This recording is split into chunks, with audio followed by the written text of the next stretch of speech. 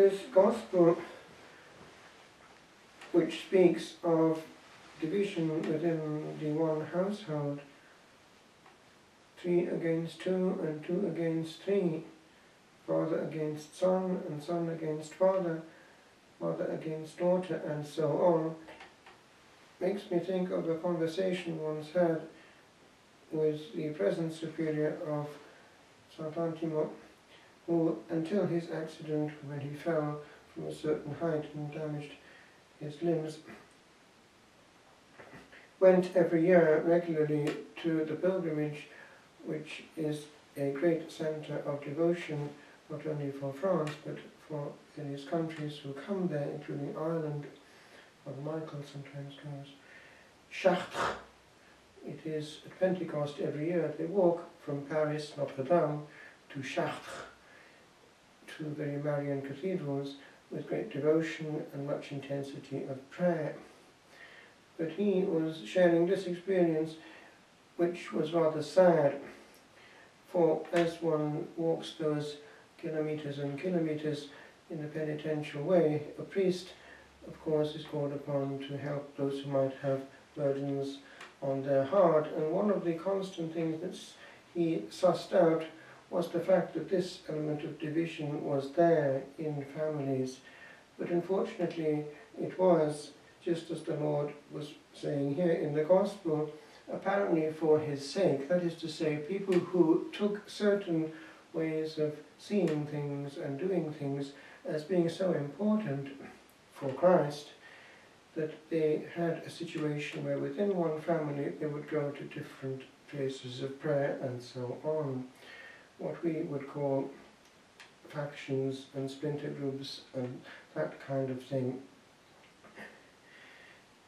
And the collocation of this warning of the Lord is precisely the remedy also to the problem.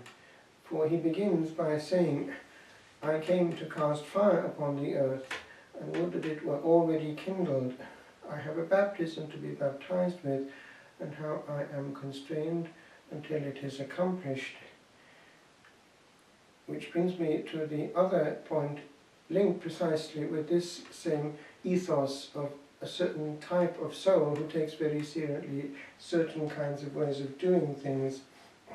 Talking with that same Father Michael here, he was saying how that can happen, that people can be so keen on certain issues that in fact that issue becomes the centre of attention to such an extent that the whole general optic of saving souls is completely lost sight of, and all that one concentrates on is an issue.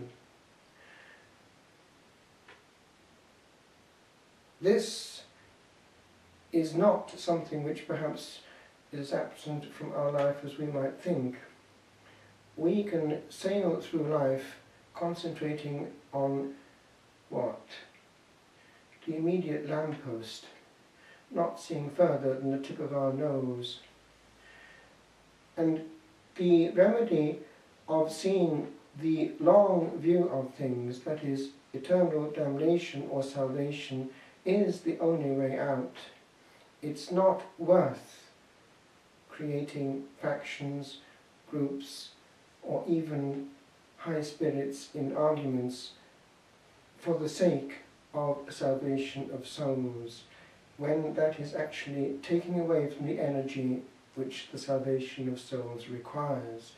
That energy and time and consecration of energy is better given to the souls themselves. That is, that the one issue is that when I have before me a soul, that soul is on the brink potentially between heaven and hell, and all I need to see is that soul in its glory and misery. All the rest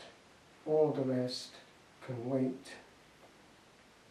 Having said that, it is true that the Lord, in his project of salvation, has set up a certain way of doing things which safeguard his action. So it is true that we do not have to go along with things which are counterproductive with regard to the salvation of souls, but always in that element of looking at God and souls themselves. I leave you with one solution, one remedy for the problem. When one has something which is taking away from one's eternal peace, internal tranquility of soul, there is a way which very quickly re-establishes the balance. I find, for instance, that when a few heavy burdens are coming into my mind, immediately to spend a holy hour there before the monstrance, before the Lord, and gaze upon either the tabernacle or the host itself, or just to be quietly there in the chapel, but concentrating, that is, orientating all one's energy towards the Lord of glory, power, wisdom and might, is immediately something which re-establishes the balance. It's a simple solution, but it actually works every time as long as we collaborate. Because what happens? After a few minutes of gazing at him, one sees that one can do very little, whereas he can do everything if we let him give us the thought and the word that he himself wants to be the author of. Much more simple, much more gentle, and far more far-reaching.